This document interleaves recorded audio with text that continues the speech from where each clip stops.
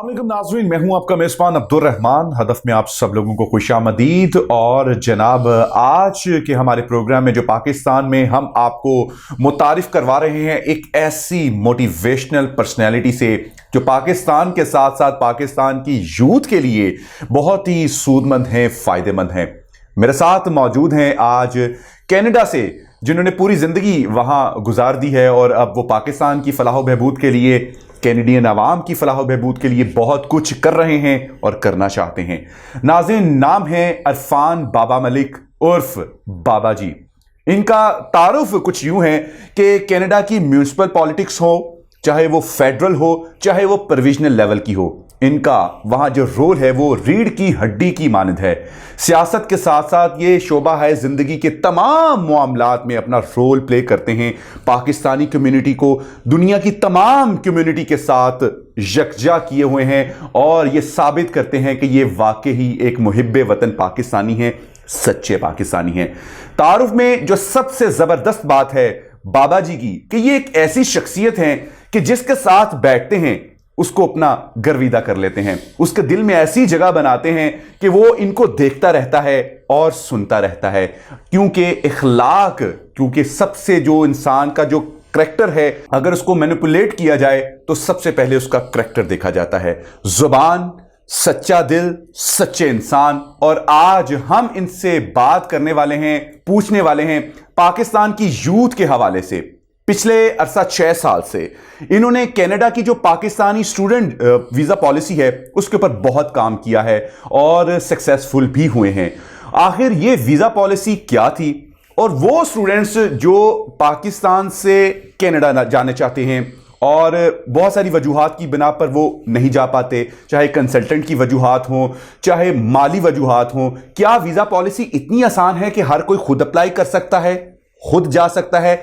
Immigration के हवाले से ये इमिग्रेंट का कोई काम नहीं करते, लेकिन इनका एक्सपीरियंस इस पॉलिसी के हवाले से इतना ज़बरदस्त है कि ये अपने अल्फाज से और अपने एक्सपीरियंस से लोगों को गाइड करते हैं।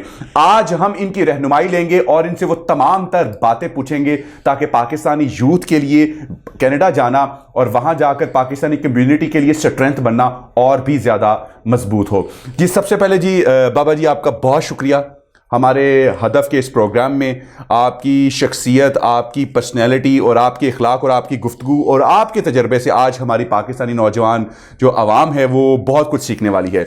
बहुत बहुत शुक्रिया सर। जो आपने मेरे लिए लफ्ज़ इस्तेमाल किए मैं उनके काबिल नहीं हूँ, लेकिन मैं कोशिश करता हूँ कि यंग जनरेशन, आपकी जनरेशन जो है, इसको अपलिफ्ट होने में मदद दी जाए और इसको आगे बढ़ाया जाए, क्योंकि आप हमारा फ्यूचर है और जब आप फ्यूचर बन के दुनिया में फैलेंगे तो पाकिस्तान का नाम खुद बहुत रोशन होगा इंशाल्लाह। 1947 से पाकिस्तान मार्ज़े वजूद में है। डेफिनेटली कनाडा की भी हिस्ट्री इसी तरीके से है, चलता आ रहा है।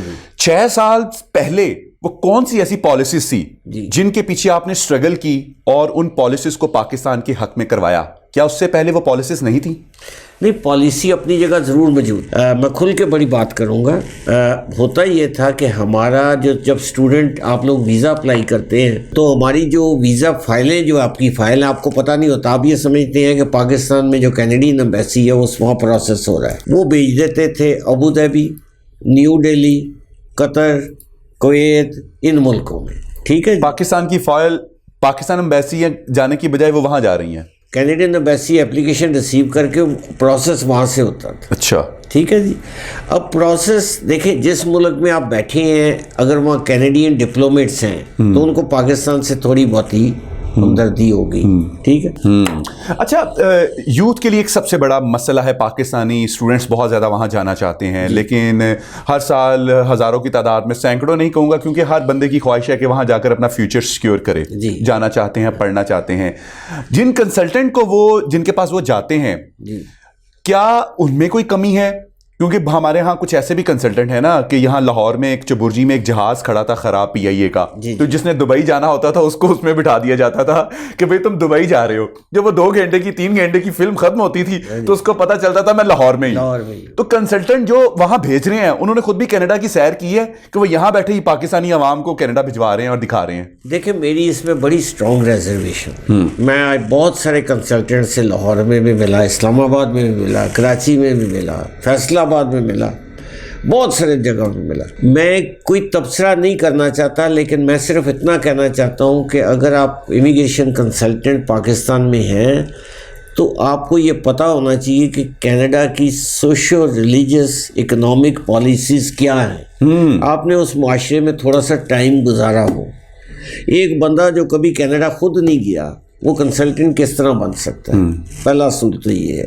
جس کو کینیڈا کی سوشو اکنامک ریلیجس سینیریو کا پتہ نہیں ہے وہ کس طرح لوگوں کو کہہ سکتا ہے کہ جی میں آپ کو کینیڈا بھیجتا ہوں.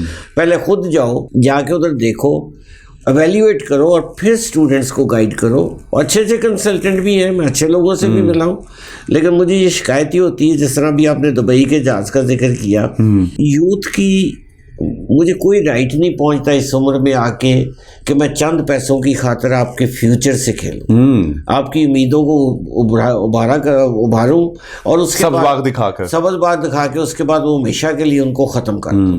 ہوتا ہی یہ ہے کہ جب آپ ویزا اپلائی کرتے ہیں, ویزا اپلائی کرنے کے بعد اگر آپ کا ریجیکٹ ہو جاتا ہے تو وہ آپ کے ریکارڈ میں آ جاتا ہے. ٹھیک ہے جی, ریجیکٹ ہونا کوئی ایسی بات نہیں, دوبارہ بھی ویزا لگ سکتا ہے, لیکن کچھ ایسے کاغذات جعلی ہوں, ڈگریز جعلی ہو گئی, ڈگریز جعلی ہو, بینک اسٹیٹمنٹ جعلی بنا دی. یہ کام مت کریں, یہ کام مت کریں, پلاننگ کریں. آپ نوجوان ہیں, آپ 6-7 مہینے انتظار کر سکتے ہیں, آپ پلاننگ کر سکتے ہیں, آپ دیکھ سکتے ہیں, آپ پلاننگ کریں اور صحیح کاغذ جمع کرائیں. کیونکہ میں آنیسٹلی ایک کینیڈین کی حیثیت سے میں آپ کو یہ بتاتا ہوں کہ جو بھی کاغذ آپ جمع کراتے ہیں کینیڈین ایمبیسی میں وہ 2-3 باری چیک ضرور ہوتا ہے اور آپ کو پتہ ہی نہیں ہوتا, اور آپ کی فائل میں ٹھپا لگ جاتا ہے کہ اس بندے نے یہ اسٹیٹمنٹ, یہ ڈگری, یہ پیپر جعلی جمع کرایا, اور ہمیشہ کے لیے آپ کا کریڈٹ ختم ہو جاتا ہے. آن لائن ہر جگہ پر اس کو ٹرانسفر بھی کر دیں گے. اکثر ہم نے اپنے روڈ پر بھی, اکثر موٹر وے بڑے بڑے روڈز پر لکھا جو ہے ہوتا ہے کہ جلدی پہنچنے سے نہ پہنچنے سے بہتر ہے کہ دیر سے پہنچ جائیں لیکن پہنچ جائیں. ہاں جی, اور پراپر ڈاکومنٹیشن کریں. اب جو حقیقت ہے ان کو بتائیں. دیکھیں مثلا ایک مثال دیتا ہوں, جیسا انکم ہے, اب یہاں میکسیمم انکم کسی کی کیا ہوگی, 2-2.5 لاکھ, $2,000-3,000 کی بات کر رہے ہیں. اب لوگ کہتے ہیں یار یہ کینیڈا کے حساب سے تو بہت نہیں. اگر آپ کی پاکستان میں 2.5 لاکھ روپے, 2 لاکھ روپے, 1 لاکھ روپے انکم ہے, ارننگ ہے, تو کینیڈینز کو بھی پتا ہے کہ پاکستان میں 1 لاکھ روپیہ ابھی تک بہت بڑی اماؤنٹ, آپ اس کو کینیڈین میں ٹرانسفر مت کریں. یہ مطلب ٹھیک ہے. اچھا, اس میں ایک اور آپ سے میں بڑی امپورٹنٹ بات پوچھنا چاہوں گا کہ پچھلے 3 سال سے انڈین کا تقریباً 250,000,000, کیونکہ 3 کروڑ آبادی تو ساری ٹوٹل کینیڈا کی ہے, جہاں 250,000,000 جو ہے وہ انڈین اسٹوڈنٹس جا چکے ہیں. ڈیفینیٹلی شادیاں ہوں گی, بچے ہوں گے, تو یہ پہنچ جائے گی تقریباً 1 ملین پر. تو انڈین تو وہاں بہت زیادہ اسٹرانگ ہو جائیں گے. تو پاکستان جو اسٹوڈنٹس ہیں یا پاکستان کے بزنس مین ہیں, وہ لوگ جو وہاں وہ کیوں اتنی تیزی سے وہاں نہیں جا پا رہے؟ میں وہی وجہ بتا رہا ہوں نا آپ کی کہ انڈین اسٹوڈنٹس کو پراپر گائیڈنس ملتی ہے.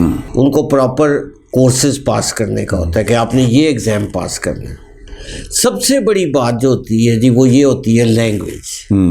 لینگویج, ریٹن لینگویج کی دنیا میں کوئی حیثیت نہیں. مجھے آپ یہاں کہیں کہ میں ایک آرٹیکل لکھ دوں, میں ابھی آپ کو بیٹھے بیٹھے 10 صفحے لکھ دوں.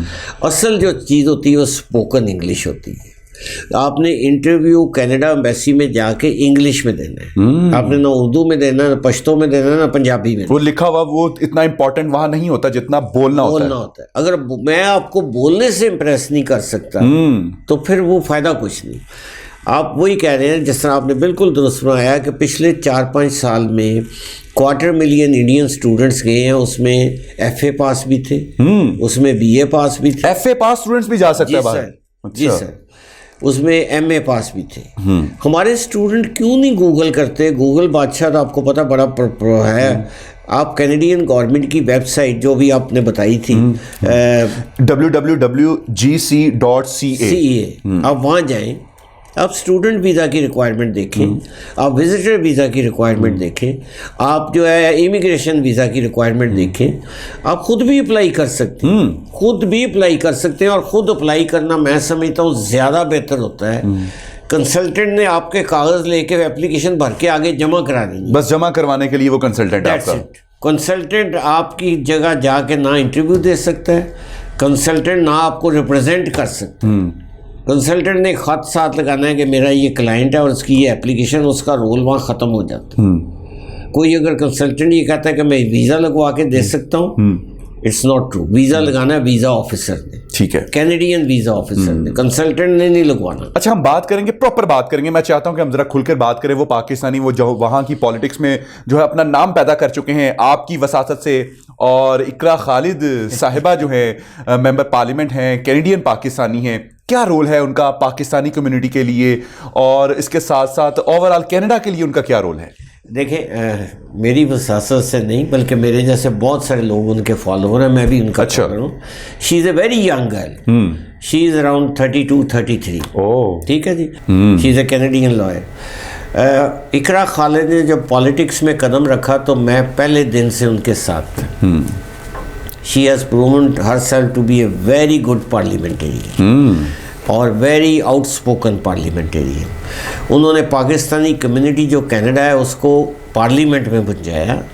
मुस्लिम इस्लामिक फोबिया का लफ्ज़ आपने एक सुना, बहुत ज़्यादा। कनाडा की हिस्ट्री में फर्स्ट टाइम इस खातून ने, इस लड़की ने, आपकी तरह यंग थी, आप में भी वो जज्बा देख रहा हूँ, उनमें भी वो जज्बा था। उन्होंने इस्लामिक फोबिया पे एक रेजोल्यूशन पास कराई कि इस्लाम के ख़िलाफ़ बात करना कनाडा में जुर्म है। जुर्म है, या जुर्म से एक स्टेटस नीचे होता है कि वो प्रॉपर नहीं।